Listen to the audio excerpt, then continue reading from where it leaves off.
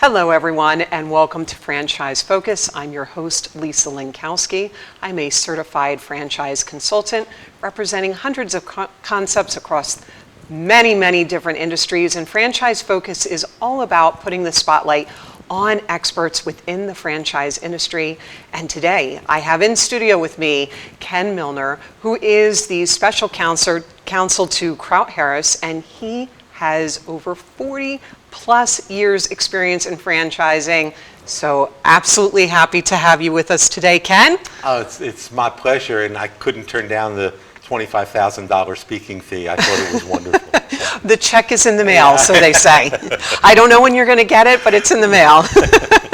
So Ken, thank you so much for coming in today and giving the audience a little bit of insight into what it is that you do. So let's start with what is your background? How did you come into the franchise space?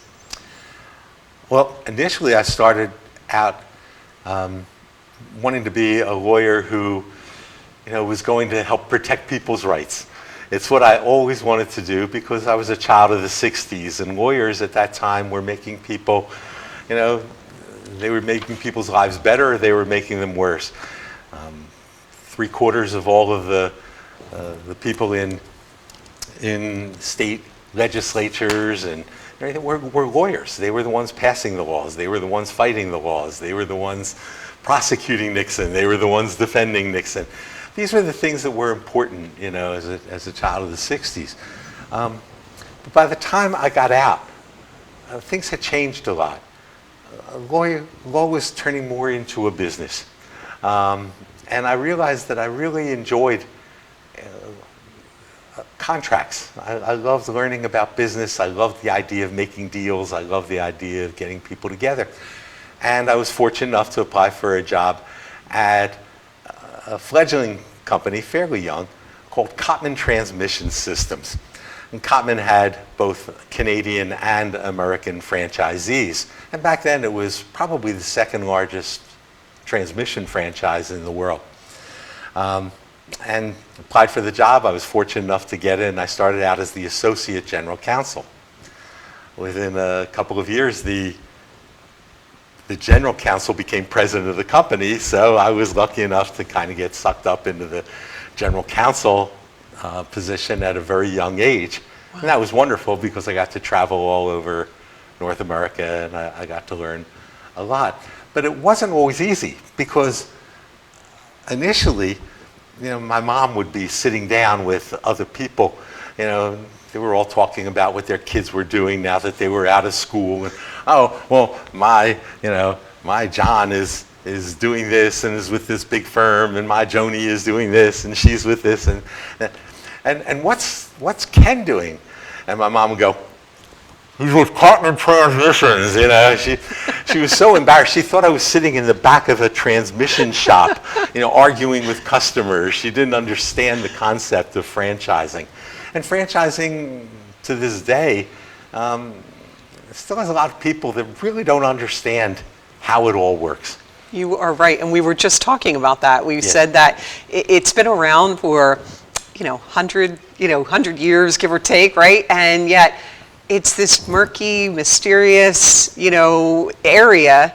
And it's one of the things that I like about trying to educate people and bring to people an understanding, of what it is that you were doing. So in this case, you were representing the franchisors' interests and helping them with growing their business and bringing on new franchisees. And how long were you there for? I was there for about, half dozen years. Okay. Much shorter than I probably would have liked.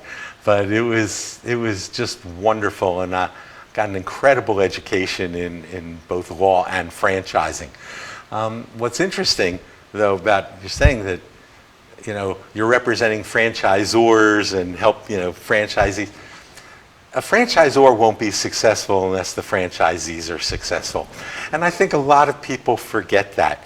Franchisors sometimes have to continue to keep in mind that unless those franchisees are successful, that franchise that franchise chain is not going anywhere.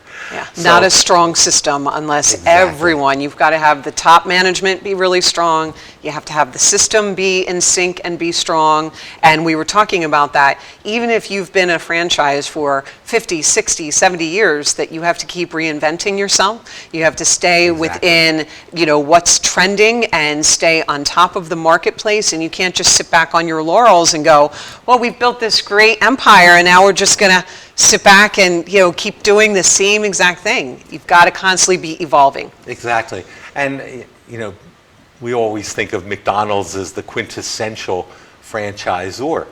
And to a great extent it is. But what made McDonald's the way it was that they were constantly bringing in new products, new ideas. People back then thought, oh, great.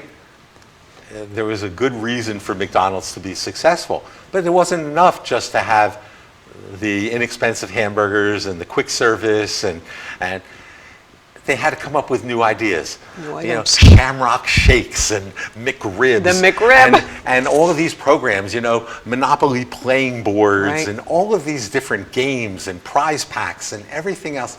They were constantly evolving. And one of the good things about being a franchisor is that you're able to do a lot of that experimentation on other people's dimes. Right. You are being given a lot of money for upfront and then as a continuing royalty. And a lot of that money goes toward advertising. And a lot of that money goes toward marketing, but also research and development. Research and development. Because what might work in Philadelphia is not necessarily going to work in Arizona, Right. or in San Diego. Or around the world. They have a Exactly. completely different menu in different countries that, it doesn't resemble at all what we have here, because that wouldn't make any sense. Exactly. You have to be very, very careful going to other countries, because things that might mean something good here Right. will mean something that's not so good. In Japan, for example, cars, where we might say something is reliable, the word is, doesn't work or doesn't go. And you're like, oh my goodness, we really I don't made this wanna- big mistake. Yeah. Right. Yeah, there's a constant effort that has to be put in on both sides. Franchisees have to be careful too. People think, oh wow, I have this tried and true system. That's why I'm getting into franchising. That's why I'm doing this. A person who makes a great pizza is not necessarily going to be a successful pizza shop owner, because you don't know where to put. Where do you put the oven? Where do you put this? Do you have takeout service? Do you have delivery service? Do you have table service? Where do you do it? How do you do it? And getting into the franchise chain is a great thing, because you already have a marketing plan in place, supposedly. You already have a system. You already have an idea of where you're going to get your supplies and what works and what doesn't. Branding. Right. Whatever it is. But what you have to do as that franchisee, as that person coming on, is do a constant check to make sure that what the franchisor is directing you to do Right. is something that's working for your customers. And if it's not, to let the franchisor know and to explain what the problem is going to be. We've had all sorts of things over the years. We loved it. When I was general counsel at Cotman, back then, car transmissions were much different than they are now. Back then, if you were going to have a snowstorm, you'd get in your car and you'd rock it back and forth, forward and reverse, trying to get yourself out of a ditch or a snowbank or something. And therefore, people were wrecking their transmissions all the time in a snowstorm. We would have parties when the first big snowstorm would hit, northern New York or something like that, because we knew our franchisees were going to do great. But then something happened. You're sitting there and, all of a sudden our franchisees who were doing so well in the Buffalo and Western New York area had a small problem. It was called Love Canal, which was an environmental site that was considered the worst environmental place in America. Right. And people had to move out. They had to shut down. Businesses had to shut down. They just literally had to leave the town, anywhere in this area. Now, what are you going to do? You're a franchisee. You've put all your time and money into this. The franchisor and franchisee are going to have to work together to salvage something out of this. What are we going to do? Are we going to force these franchisees to stay in there for another 8 years? No, you can't do that. Instead, you have to work with them. Franchisees have to know what's working.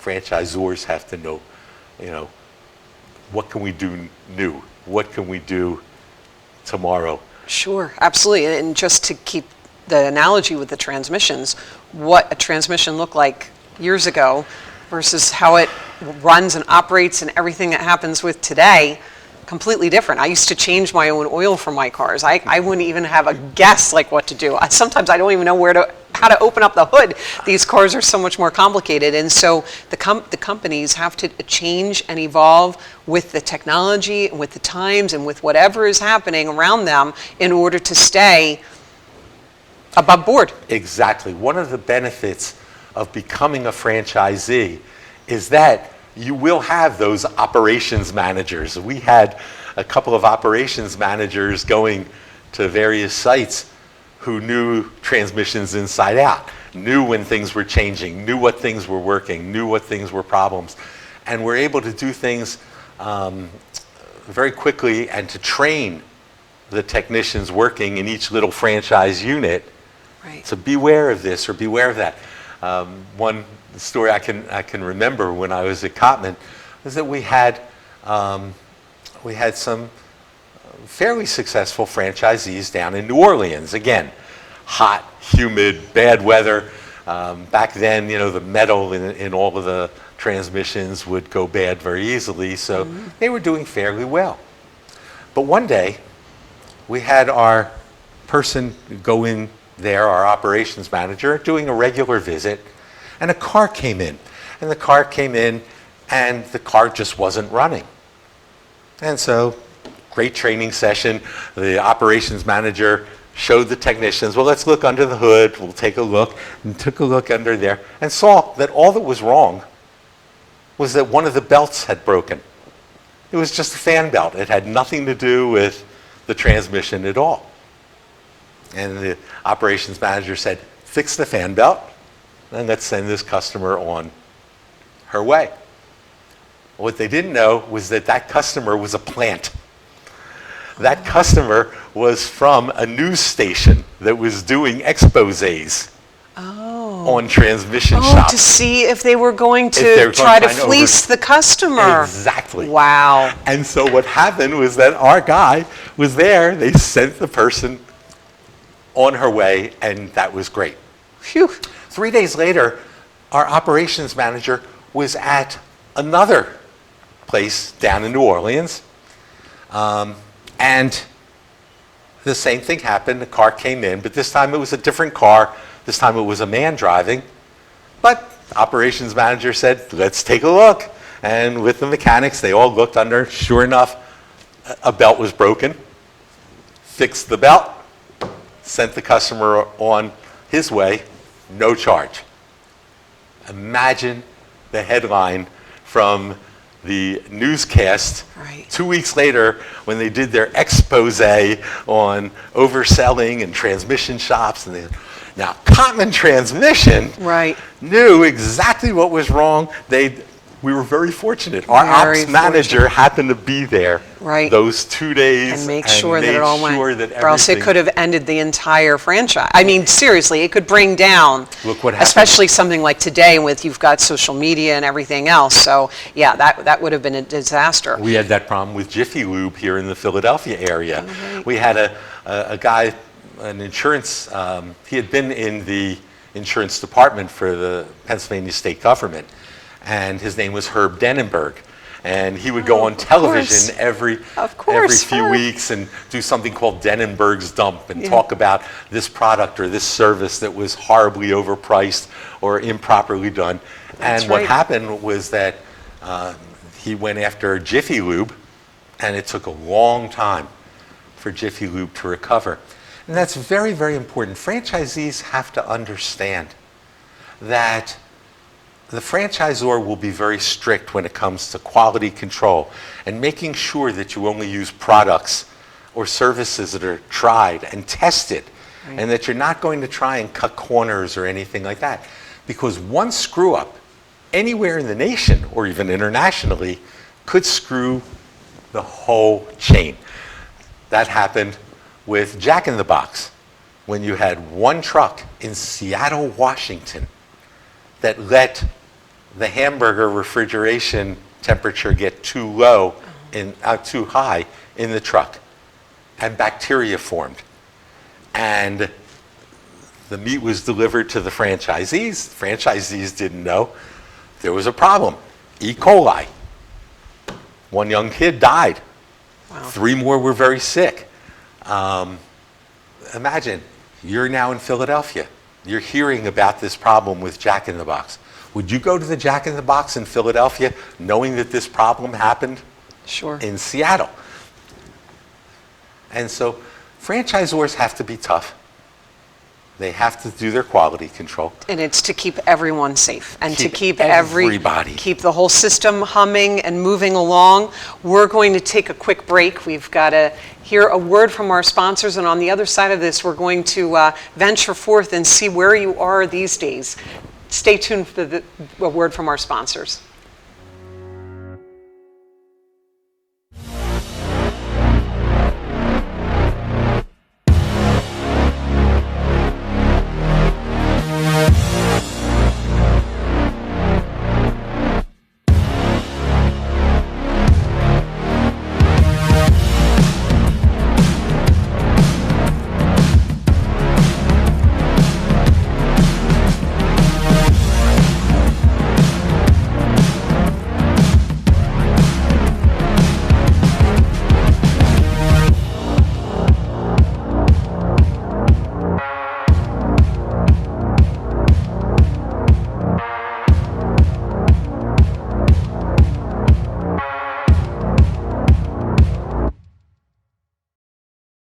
So, I'm kind of new here, but I've noticed a trend. My human does this funny thing where she goes around and gets all my toys, and then she hides them in that basket by the door. But it's always the same basket, and it's always in the same place. And then she acts so surprised when I find them, but, she's putting them in the same basket. Again. It's like, hello?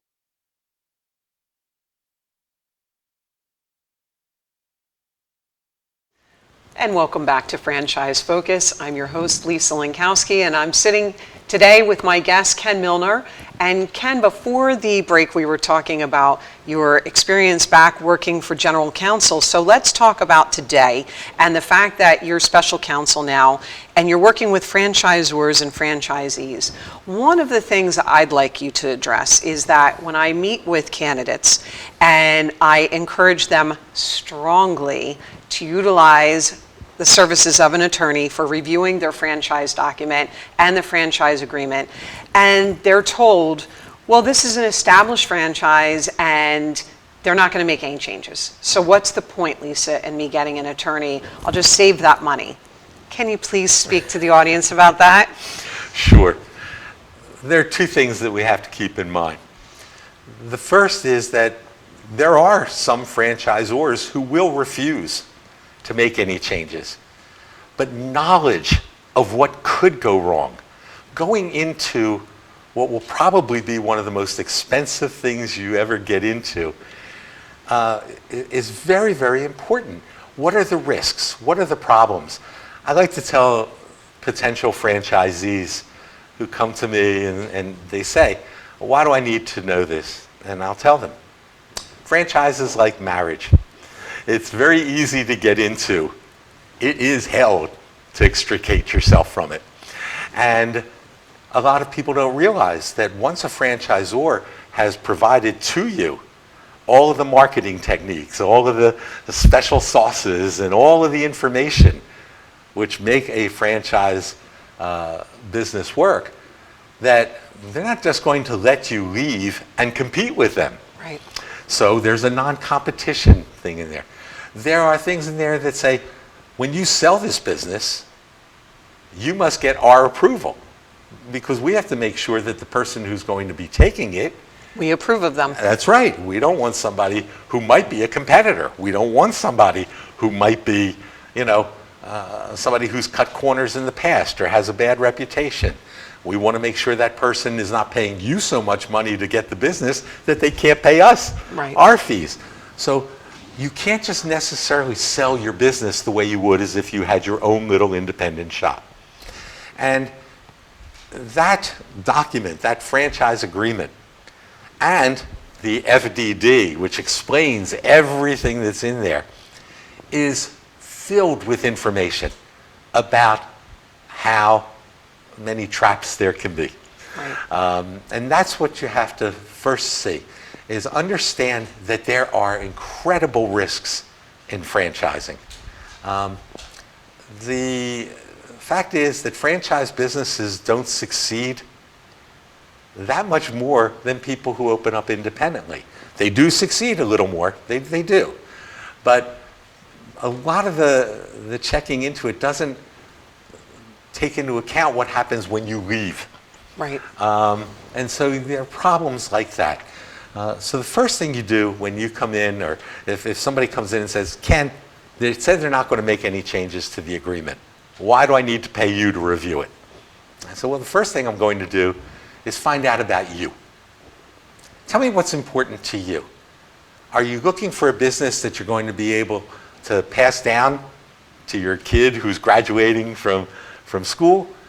Are you looking at this as something that's going to be one of several that you want to have? Are you looking to get involved for a long period of time, or is this just something to tide you over until you can find another job? We try and find as much information as we can about the individual franchisee. And then what we're able to do is take this huge franchise disclosure document called an FDD, and the thing is this big. And we're able then to narrow down our focus and say, okay, Lisa is interested in this business because she thinks it's going to be great for her kids when they're getting through school. So I'm going to be looking at all the provisions relating to The exit passing strategy. it down. Right. Yeah, are you going to be able to pass it down? Will you have the right to pass it down to your kids? Or does the franchisor have the ability to say no? What kind of costs are there if you want to sell? And things of that nature. You may only want to do this for a few years. We're going to take a look at that term. And most terms of franchise agreements are very, very long. Right. On average, 10 years. Easily, yes. Some of them can go 30 years or Right. more. And we have to make sure that this franchise may be a wonderful thing. This franchised unit that you're thinking of getting into may be great, but it may not be great for you. Right. So that's the first thing. The second thing you need an attorney for is to make sure that you form a business entity to protect yourself from personal liability. Right. If Lisa is running a business and it's a hair salon business and she cuts, hair, and one of her employees screws up and puts the wrong formula onto somebody's, and well, insurance will take care of some of it, but it won't take care of all of it. How do you protect yourself? You protect yourself by forming a limited liability company, a corporation, something that's going to protect you from personal liability. Right. And you need an attorney to do this. Please don't trust this to a legal Zoom or something like that, because the legal Zoom doesn't know anything about you Right. the way the attorney or a good attorney should. So there are lots of good reasons to use an attorney. The most important is to make sure, just like you do, does this franchised opportunity meet the needs of this individual? Right.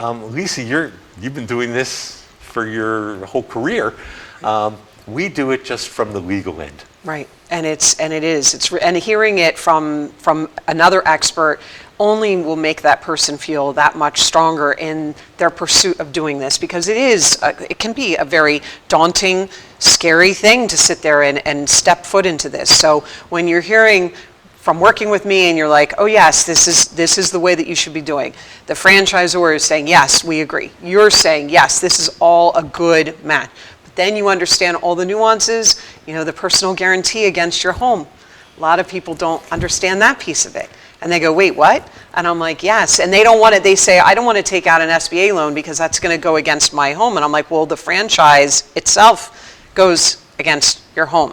So that's very frightening for people to hear that. And so when they don't understand that and they don't see the ramifications, there's nothing nefarious going on within the franchise system. When we're talking about all these things, no one's doing anything wrong. However, this document is written in favor of the franchisor. Oh, yes. It is. They're the ones that have created this whole concept. They've put together the sweat, blood, tears, equity, everything that's involved in it. And so everything, like if there is a lawsuit, it's going to take place in their hometown. It's not going to take place in your hometown. Like there's all these different things that you don't think about because everything's going along smoothly and everything's great until it's not. So when your attorney can put this in front of you and explain all of it to you so that you can really understand and make a very strong judgment for what it is that you're doing. That's true. One of the other things that an attorney will do is the attorney for those franchise businesses in which there is real estate involved, in which you're going to have to actually have a leased piece of property. You need the attorney to look at the lease and make sure that there's nothing in the lease that goes contrary to what the franchise agreement says. If you're going to open up a donut shop in a shopping center, and the shopping center says, "Oh yes, we're open from 8 a.m. until 8 p.m. and then we close up," you've got a problem because your best business comes from 6 a.m. Right. And if you can't open your shop at 6 a.m., you might as well not be in that franchise business. So being able to make sure that the lease and the franchise agreement meet. The other problem with the lease is that a lot of times you are told by the franchisor, okay, you've signed your franchise agreement, it's going to be a 10-year agreement. Now you have 6 months to find a property to open up and start business. And you go and you look around, you look for properties, etc., and now you find one. And it takes a while, of course, to get everything ready. And so you may not open up for a good 5, 6, 8 months. Meanwhile, you're going to be sitting there, and 10 years from now, when your franchise agreement comes up for renewal, you're going to have to make a decision about renewing the franchise before you know whether or not you're going to be able to renew your lease. Right. Not only that, what happens if your landlord only wants to have a 5-year lease, but you have a 15-year franchise agreement? You need an attorney and somebody knowledgeable to help sit there and say, wait a second, we need some options to renew so that everything is going to match up great. The worst thing you can do is have a situation where your franchise agreement ends and you're still paying rent, or your franchise agreement is supposed to continue, but then the landlord comes along and says, oh, by the way, I'm doubling my rent starting your new term. So yeah, franchising, really dense, complicated. We only touched a tip of the iceberg of the different things that an attorney will discuss with you. So if you're looking at buying a franchise, we have Ken here, and we're going to put up his contact information so that you can contact him at his law firm. And we do definitely encourage, always have an attorney involved in such an incredibly important discussion. So we thank you for tuning in today. I'm your host, Lisa Linkowski, and I thank you for joining us on Franchise Focus, which is on every Friday at 1 o'clock Eastern Standard Time. And I, again, am your host, Lisa Linkowski, and I have a website at milestonefranchising.com where you can learn all about me. And until we see you next time,